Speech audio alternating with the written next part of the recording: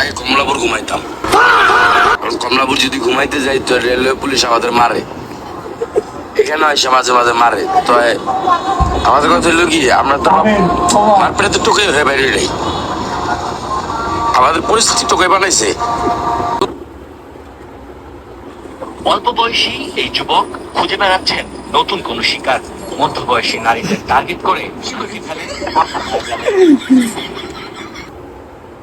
এদিকে তাকাতে বলতো।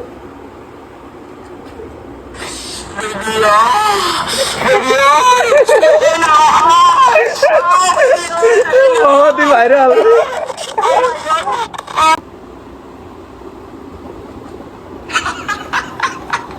আপনার এই বন্ধু বুঝছেন, বেডিতে কুচ থাকে না, আবার কয়েক নারীতে আসক্ত।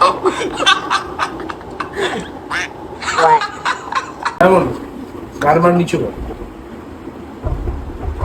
দেখতেই পারছেন ছেলেটি স্টেপ পরে ঘুরে বেড়ায়, কিন্তু দুঃখের বিষয় হচ্ছে ছেলেটার পাখি দাঁড়ায় না। সে গিটার মারতে মারতে পাখি ছোট করে ফেলেছে। এখন তার ভবিষ্যৎ কি আপনারাই বলে যান।